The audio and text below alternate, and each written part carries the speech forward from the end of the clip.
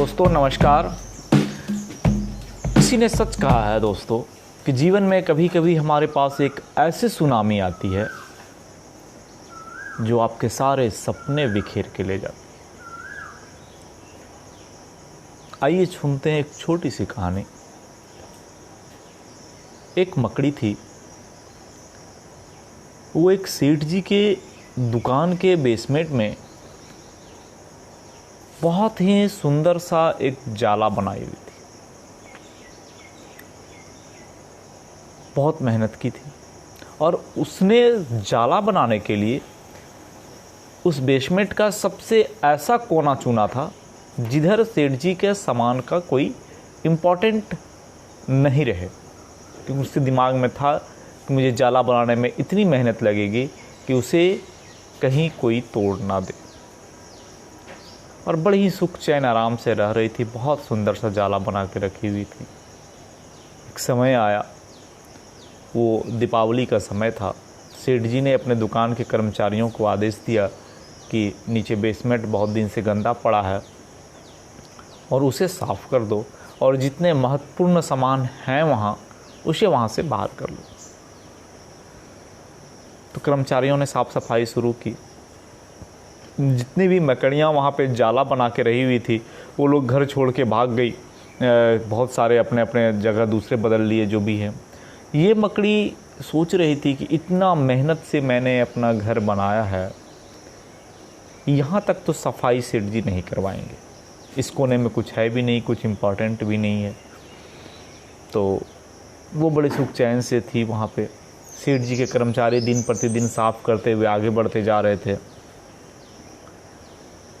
एक समय ऐसा भी आया कि सेठ जी के कर्मचारी मकड़ी के नज़दीक तक पहुंच गए, परंतु वहां पे कुछ महत्वपूर्ण सामान ना देखकर कर्मचारियों ने उस किनारे तक जाना उचित नहीं समझा और मकड़ी बच गई। मकड़ी ने भगवान का लाख लाख शुक्रिया दिया कि चलो हमारा घर तो बच गया, बहुत मेहनत से बनाए थे हम इस घर को। साफ़ सफाई हो जाने के बाद सेठ जी ने वाइट वाश करवाने वाले को बुलाया और बोला नीचे बेसमेंट का वाइट वाश कर दो। और जब वाइट वाश शुरू हुई तो इस वाइट वाश के दौरान वाइट वाश करने वाले मज़दूर मकड़ी के जाले तक भी पहुंच गए। उस समय मकड़ी बहुत रोई, बहुत छटपटाई।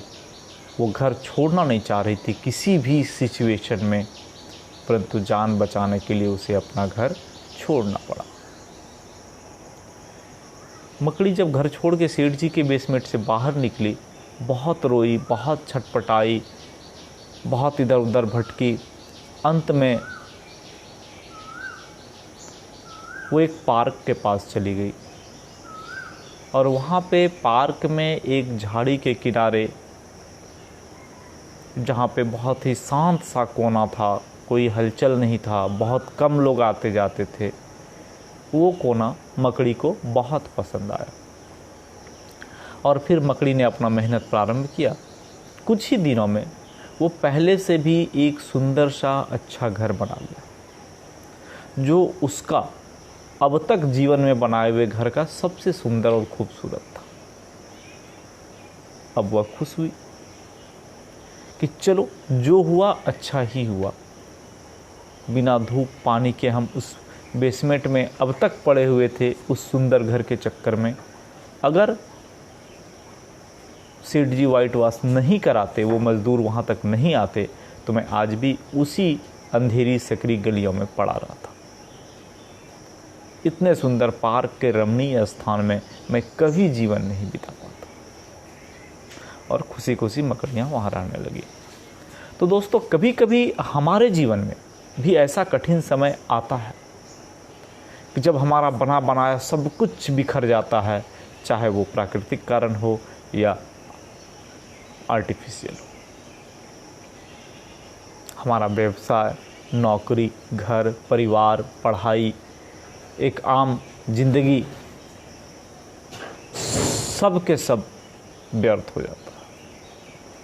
और हमें लगता है कि ऐसी परिस्थिति हमें ऊपर वाले ने दिया, हमारी किस्मत सबसे ख़राब थी। कितना मेहनत करके हमने कुछ बनाया था और पूरी की पूरी बिखर गई, हमारी किस्मत सबसे ख़राब है।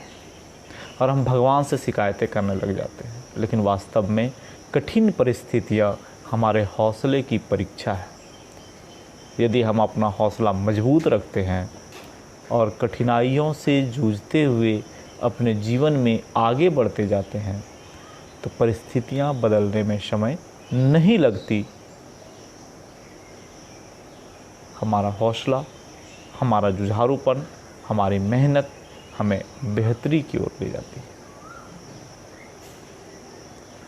यकीन मानिए, बहुत सी ऐसी मोटिवेशनल इंस्पिरेशनल कहानी है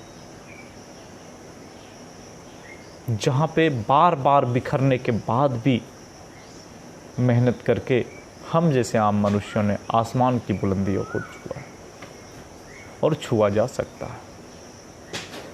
तो दोस्तों, आज की कहानी यहीं समाप्त होती है। बहुत छोटी सी थी, परंतु ये मकड़ी बहुत बड़ा संदेश दे के जाती है। शायद आपको हमको पसंद आया होगा। अगर पसंद आया होगा तो हमारे page, Facebook page CM Jha academy the learning page को लाइक फॉलो करना मत भूलिएगा। और हाँ, ये सारी कहानियाँ HD क्वालिटी वीडियो में आपको हमारे YouTube channel CM Jha academy the learning channel पर मिलेगा। मोटिवेशनल प्लेलिस्ट में देखना मत भूलिएगा। और अगर अभी तक हमारे चैनल को सब्सक्राइब नहीं किए हैं तो हमारे YouTube चैनल को सब्सक्राइब जरूर कर लीजिएगा। फिर मिलेंगे कल इसी समय एक और छोटी सी कहानी लेकर। इंस्पिरेशनल मोटिवेशनल कहानी, प्रेरक कहानी, कहानी ऐसी जो हमारे जीवन में आग लगाती है। आइए कुछ बड़ा करते हैं, कुछ बड़ा सोचते हैं। धन्यवाद। कल फिर मिलते हैं सुबह 7:30 बजे।